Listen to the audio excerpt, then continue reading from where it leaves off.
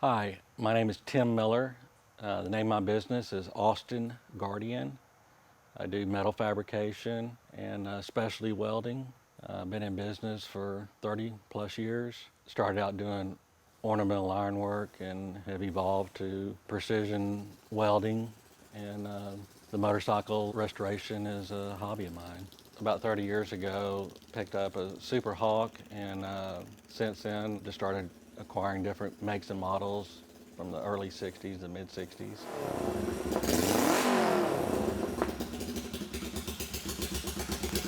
My main focus is 250s and 305s, CB72, CB77s, and that's what I enjoy.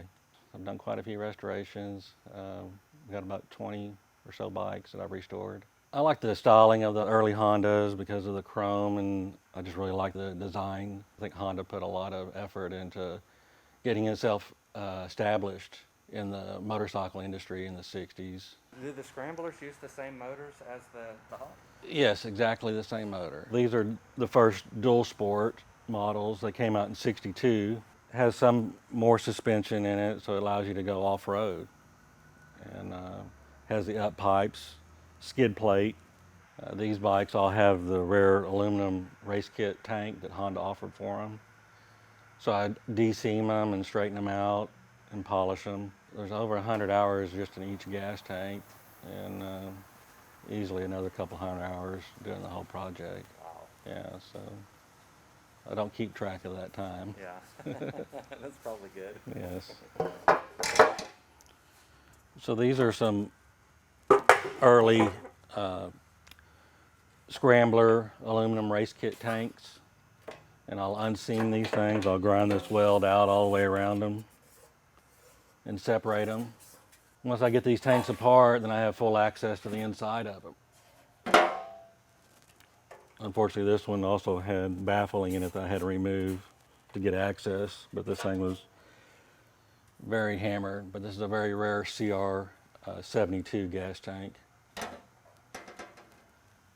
But after you get these things apart, you just go in there and mark those areas, and then we take hammers and dollies and flatten them out, and then go in there and block them out.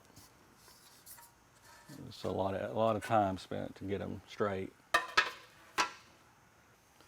The blue bike is a very early 61 CB72. They only made about 3,000 of this particular model. It has a unique race kit seat on it, and that's Honda's unique counterclockwise, clockwise speedometer tachometer. The red line is 9,000 RPM. These models are the first 100-mile-an-hour production motorcycles. The red one is also a 61 CB72. It's a little later model, about the 1500th bike built. Tim, a lot of people will look at this Honda Hawk motor and say that looks a lot like a Laverda motor. Yes. Which came first, Laverda or Honda? The Honda came first. I don't know the whole story other than I've heard that Laverda bought this motorcycle and reverse engineered it to make it into the Laverda as far as the engine or the cylinder head and top end. What's this one on the bench? This is my test bike that I use for designing internal big bore pistons and race cams and that type of thing. So this one has basically all the same cosmetic stock features on it, but internally the motor is highly modified. What are some of the things you did to the motor? It has a Harman Collins roller cam in it, 66 millimeter big bore high compression pistons, improved oiling system, double row primary chain. This one is 11-to-1 compression. It's a great looking bike. And what year is this? It's a 63 CB72, but instead of having 250 pistons in it, it has 66 millimeter aftermarket pistons that I had developed for it.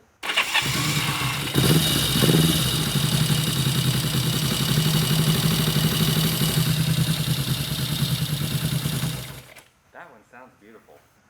It's not as sharp as the open pipe. Right. It really helps the down low end torque, Yeah. having some restriction in there. Yeah, what's this? This is an oil filter. It's remote that I've designed. Oh, that's cool. These motors generally didn't have cartridge type filter in them. They had a sludge filter in order to capture all the particles primarily off the clutch really need a cartridge style filter. So that's what I built for this one. I ran it through an oil cooler too. So you can do some endurance riding with this system. What level of the machine work, the sheet metal fabrication, do you do it all in-house? Yes, everything in-house. The only thing I outsource is the chrome plating and the zinc plating.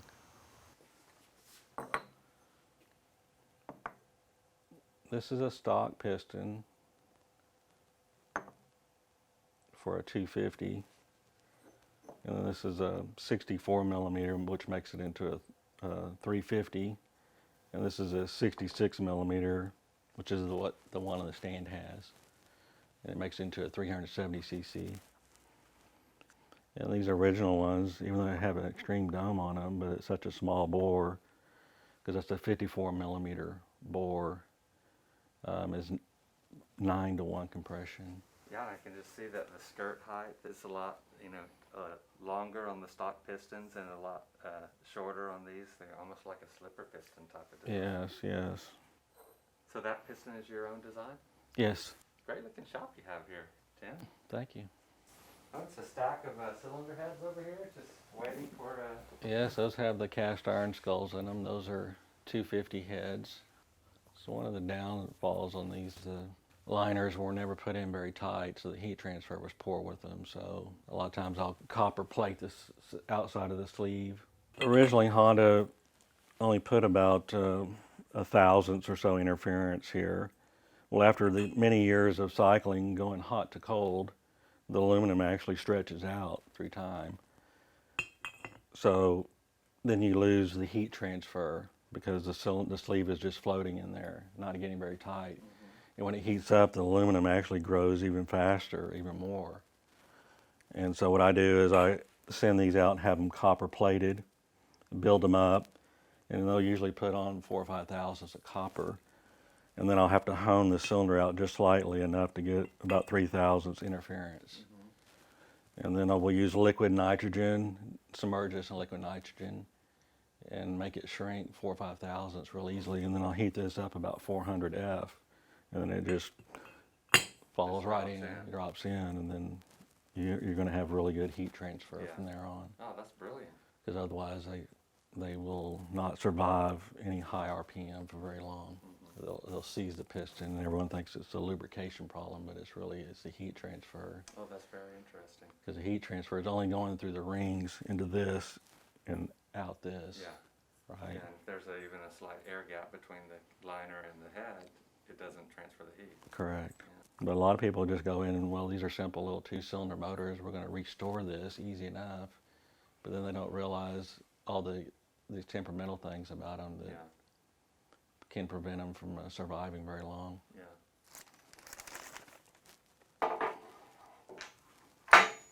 What are we looking at here, Tim? It's a stock versus a racing crankshaft. These are crankshafts out of a 250 305 motor. This will be a stock one. This one here is a racing crankshaft. They've been turned down, take about 4.5 pounds off these crankshafts, and then lighten the rods up. This is how we used to do them. Take the stock rod and lighten them up. And then Franco Cappellini developed these rods that are billet, much stronger and more precise.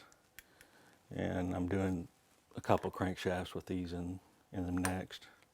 So we press these cranks together, true them, put them in a lathe, turn them, and then I'll take them back apart to reassemble them with the rods, and then retrue them. The mass is so much smaller, it's going to rev up faster.